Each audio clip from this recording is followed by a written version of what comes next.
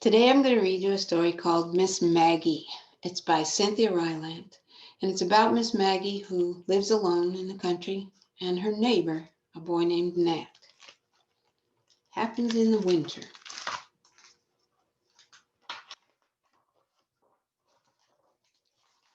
Miss Maggie.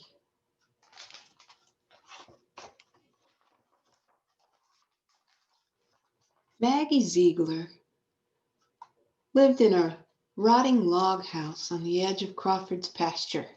There was always a nosy old cow peering in one of her windows, and some folks said a black snake hung from the rafters inside, and that it ate all the mice that hid in the cupboards.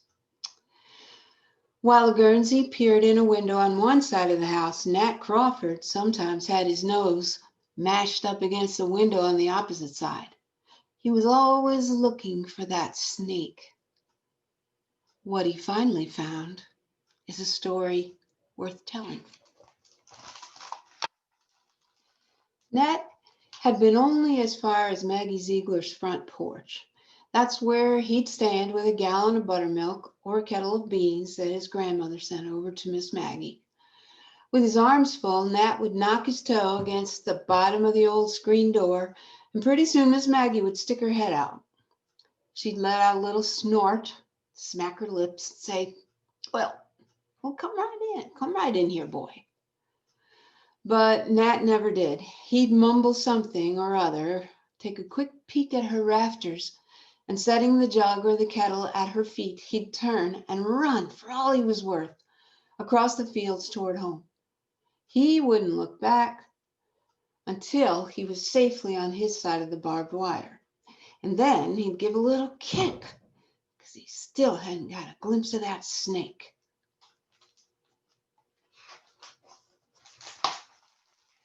Miss Maggie tended a garden alongside the old log house.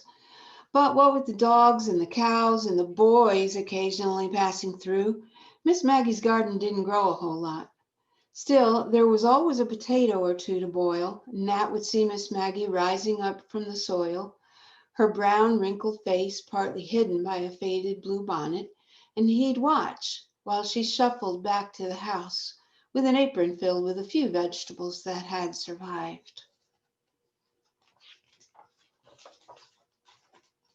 Sometimes Miss Maggie rode to the grocery store with Nat and his grandfather. Nat would wait in the truck when Miss Maggie went into the store because she always had a wad of tobacco in her jaw and she'd spit it just anywhere she pleased. Nat was afraid people might think she was his relative.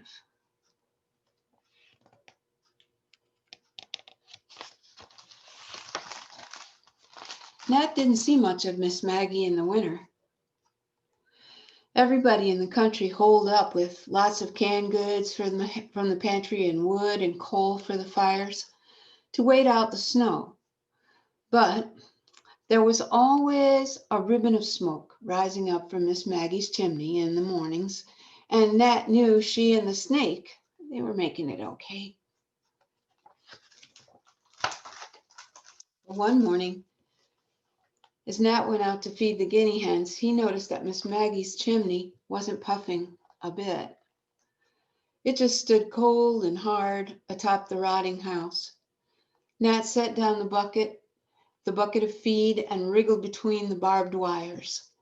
His boots made loud crunching sounds as he ran through the frozen field. Careful to avoid the tricky board that rocked when he stepped on it, Nat walked across the porch and knocked, with his hand this time, on the old screen door. Nothing. No lip-smacking, wrinkled old head stuck out the door. Just nothing. Nat ran around to the side of the house, but the windows were all frosted over. He ran back to the porch. He looked across the snow and wondered about getting Granddad. No. He took a deep breath and pulled back the screen door. He put a stiff gloved hand on the knob. The door opened. Nat tried to call out, but his throat froze up on him. It was hard to see anything, dark as it was in the icy room. Nat propped back the door to let some light in.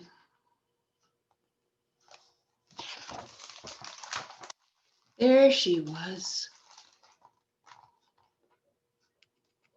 Miss Maggie was sitting huddled in a corner next to the empty fireplace.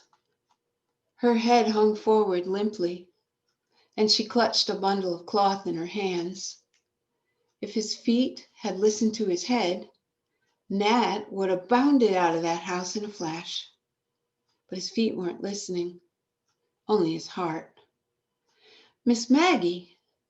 Nat waited for the old head to move. It didn't. He took a few steps. Miss Maggie?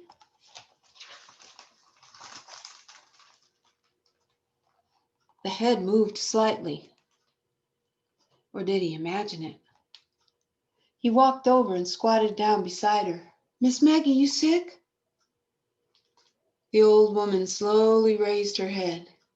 Her eyes were lost in bags of wrinkled flesh, and then her rims looked red. Henry, she whispered. No, it's me, Nat. She held up the bundle of cloth. Henry. Nat took the bundle from her. He was sure the snake must have died on her. But wrapped in the rags wasn't a snake. It was a starling. Miss Maggie's shoulders trembled. My Henry, she whispered again. Nat looked at the dead bird, its feathers all matted and frozen. Then he wrapped it up carefully. Come on, Miss Maggie. Nat took her bony hand. My granddad'll know what to do. They walked across the field hand in hand, the boy balancing dead Henry under his arm and the old woman gripping a tattered quilt about her shoulders. They had to take the long way around the road, as Nat wasn't sure Maggie could squeeze through the fence.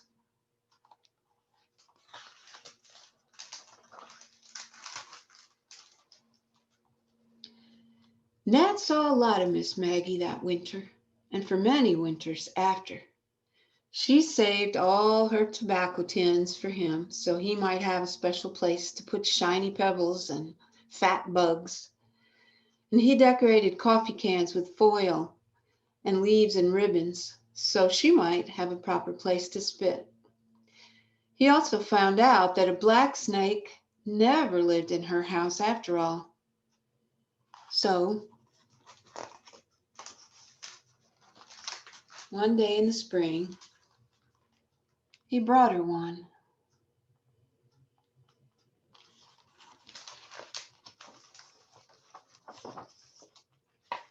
And its name was Henry.